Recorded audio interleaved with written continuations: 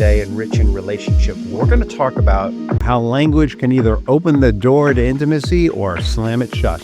Every word you say either reinforces safety or erodes it. It's not just the right words, it's using the emotional frame that feels safe and inviting. Leadership in love isn't silent or dominating, it's intentional. Welcome to another episode of Rich in Relationship. I'm your host, Rich Heller, and today we're talking about leading with language, using words to build trust and connection. And I want to be really clear that you can use all the right words and still not create connection, because it isn't just about what words you pick, it's about where you're coming from. You try to say the right thing, but it always seems to land wrong. Your words trigger defensiveness or silence. Well, don't lose hope. Language can build bridges or burn them down. Learn to speak in a way that invites trust, connection, and understanding without losing your edge or your authenticity. What we're trying to do here is help men to use intentional, emotionally aware language to foster trust and safety in their relationships without betraying yourself or compromising yourself or looking like you're trying to manipulate or control them. We're all about redefining communication as a form of leadership and engaging in emotional strategy, right? It isn't enough to have strong tactics. You have to have a strategy, an overarching strategy. And when you're talking about partnership with a woman, emotion becomes really important, whether you like it or not. If your words were building blocks, would your partner want to live in the house you're building?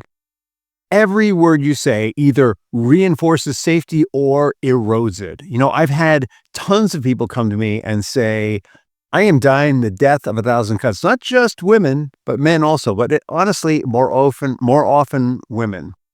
Most arguments are not about content. They're about tone, timing, and intention. It's those little off-the-cuff, sardonic or sarcastic remarks that are made that sometimes do the greatest damage. You think you're being funny, but they don't hear that. They hear criticism. And it isn't even happening on a conscious level. It's not like they're sitting there taking an inventory of everything you say, though it sure feels like it when you have a fight, right? When you have a fight, the whole inventory rolls out. But it's not like they're consciously taking an inventory of every word you say. Instead, what's happening is they're saying, hey, could you take out the garbage? And you go, yeah, like I haven't done that a million times. And then you take it out, right? They don't say anything, but somewhere on the inside, it registers. It registers that you're making a statement. You're making a little funny, sarcastic remark about having taken it out 1,000 times. But what's behind it is there's a level of frustration. There's a level of, I wish I didn't have to do this. There's a level of, I'm going to do it anyway, but I don't like it. And every one of those is a little emotional cut. Now, sometimes you'll make that remark and they will freaking go off, right? And the reason is, this is the cut that opened up an artery. There was a little slice here, a little slice there, a little slice here, but this was the straw that broke the camel's back. The truth is that language is a mirror of your mindset and your leadership. You're either in a mindset of relationship growth and family leadership, or you're in a mindset of victimization and fighting the power, right? And if your partner is the power, your marriage is in trouble. Brad says to Gwen, you are always on the phone. They're at date night and she's picking up her phone again. You're always on that phone. It's date night. You're not supposed to be on it. And she doesn't say anything. She just shuts down. Why does she do that? She puts the phone down and says, okay. We all know what okay means, right? Why does she do that? She felt criticized. Why does she do that? She felt hurt. Why does she do that? She felt invalidated. So what if Brad said to her, hey, it's date night, and I feel a little hurt when you pick up your phone on date night because we have an agreement that we're not going to pick up our phones, and when you break it, it just doesn't sit well with me. She might get defensive or she might hear it, but it's going to be a lot different than you're always on the phone. What are you, addicted? Brad and Gwen exemplify something we've all done there. You know, we've all gone to that place of blame. We've all gone to that place of hurt.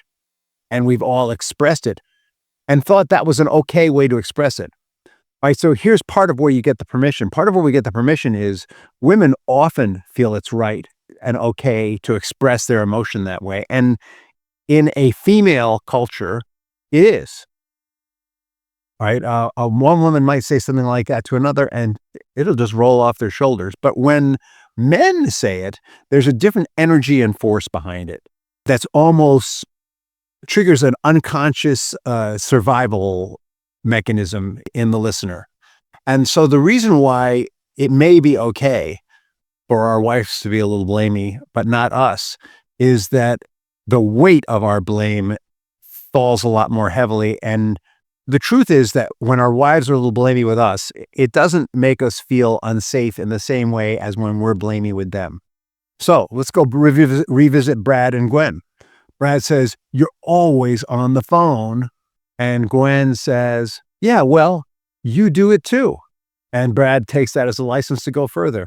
"Well, I don't do it as much as you do. You're on the phone when we're driving. You're on the phone when we're with the kids. You're on the phone with your parents." And she says, "What are you talking about? You're obsessed with your work." And they get louder and louder. And Brad thinks because she's getting louder, it's okay for him to get louder. But what's happening in the backdrop is that Gwen is getting louder because she's afraid. Brad is getting louder because it feels good to release the emotion that he's got pent up. Right? You see what I'm telling you here? I'm telling you that when men and women release anger, they're coming from different places and they're using it differently and they receive it differently. And so what you need to get is that it's probably not okay for you to raise your voice to her. It's probably not okay for her to raise her voice to you if we're honest.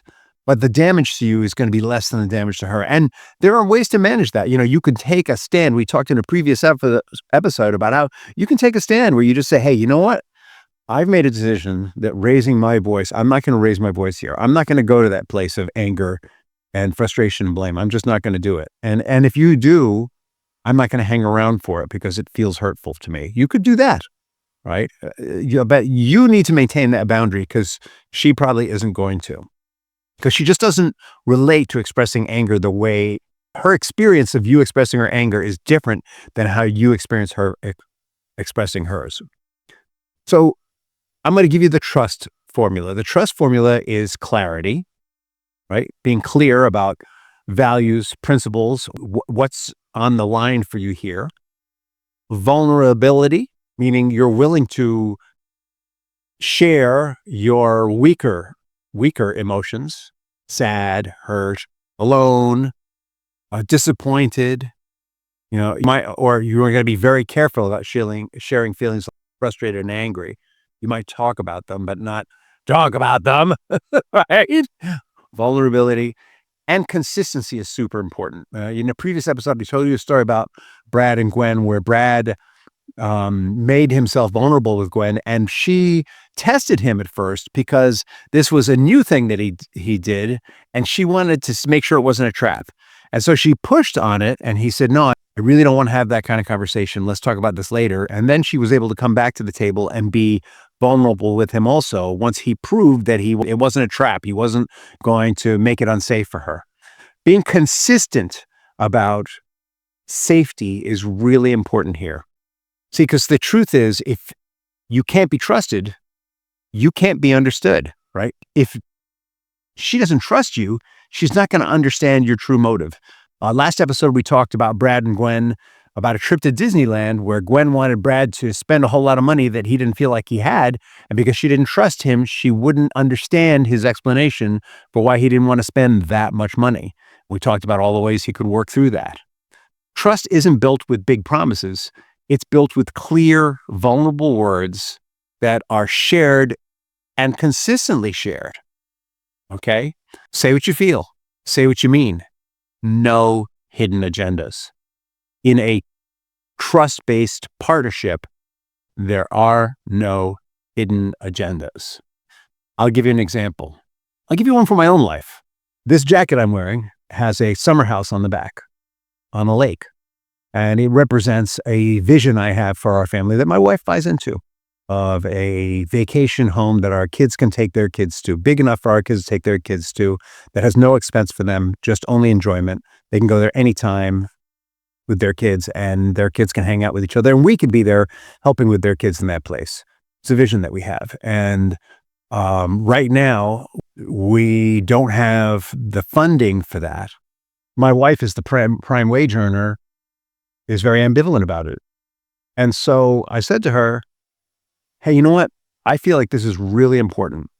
And so what I'm going to do is I'm going to go earn some more money. And honestly, between you and me, I'm getting ready to start another business in order to fund this lake house. And basically what I was saying to her is, there's no agenda here.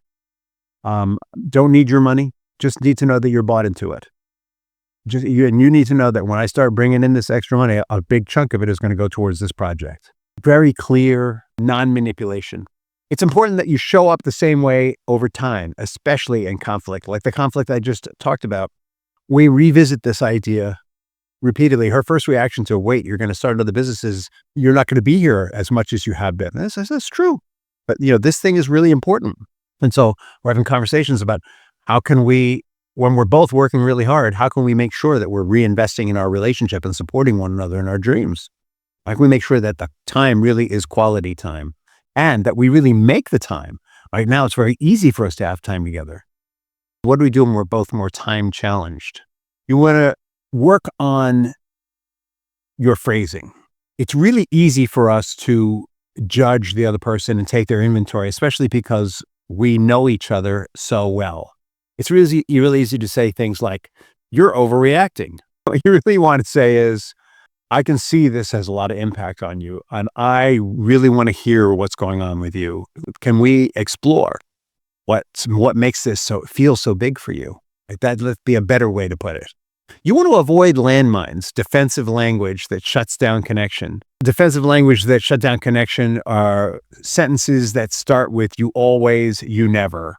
Right? Those are shut down connection automatically. You want to use words that pull your partner in instead of push them away.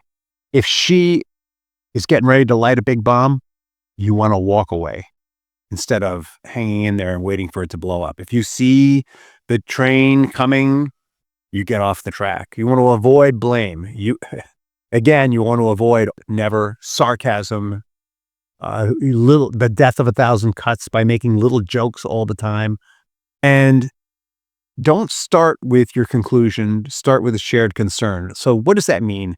Blame often starts with the conclusion. Here's the conclusion. You make me feel like such a bad provider when you say that it's wrong that we can't go to Disneyland. But the conclusion is that it's their fault that you feel the way that you feel. Or another conclusion that's blaming. By the way, you might want to turn that around by saying, I feel bad. I'm a bad provider when we talk about going to Disneyland and I express my concerns because I really do want to provide and give you what you want. And at the same time, I'm worried about the future. That'd be another way to say the same thing. Here's a tool that you can use also. And this could be a dangerous one. Use the phrase, I've been thinking about something and I'd love your take on it. Now, if you've used something like that, I'm curious about something. I've been thinking about something in the past and that's been a trap. It's not going to work for you. But if you haven't been setting a lot of traps, it will. And if you're a trap setter, you know who you are. The truth is that you want to use the art of emotional framing here. It's not just the right words, it's using the emotional frame that feels safe and inviting. Leadership in love isn't silent or dominating, it's intentional, right? If the intention is to open up conversation that feels emotionally safe and you start the conversation, but it goes in a different direction, either you didn't have the right intention or you manifest that intention by saying, hey, this isn't where I wanted this conversation to go. In a previous episode, I shared about Brad opening up a conversation with Gwen and her feeling conflicted about it, her feeling attacked, and the way Brad handled it. He said, hey, I've made a decision that I'm not going to have an angry or frustrated conversation with you. I'm just not going to do that. It's not good for our marriage. And he said, well, let's talk about this later. And that led to a more open conversation because he manifested that intention by articulating the intention and clarifying where he was coming from. And this is going to happen if you haven't been manifesting that kind of intention, or if you've been avoiding difference, or if you've been engaging in conflict, then very likely that intention is going to get tested when you first roll it out, just the way it was for Brad. Name the elephant in the room without blaming the other person. So call out the problem without blaming the other person.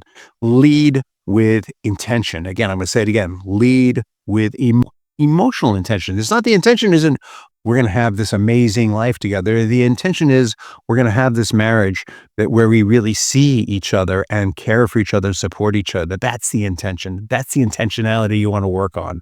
Choose language models of self-awareness and emotional discipline. And we're going to be really clear, guys. This is an emotional strategy because where your wife's brain is wired for emotional ecology and emotional strategy. Here's an example. Brad might say, I know I've gotten short with you when I feel overwhelmed. That's on me. I want to handle that differently, and I'd love your support, right? And that might evolve into a conversation of, when I feel overwhelmed, I'm going to develop some different strategies for managing it that you can help me with. Here's your challenge for this week. Identify a patterned response you and your partner are having. First, just write it out. What is the pattern response that you're having again and again and again and again? For Brad and Gwen, it had to do with, I feel like you're attacking me. She always felt like he was attacking her. And then look for a way to circumvent that.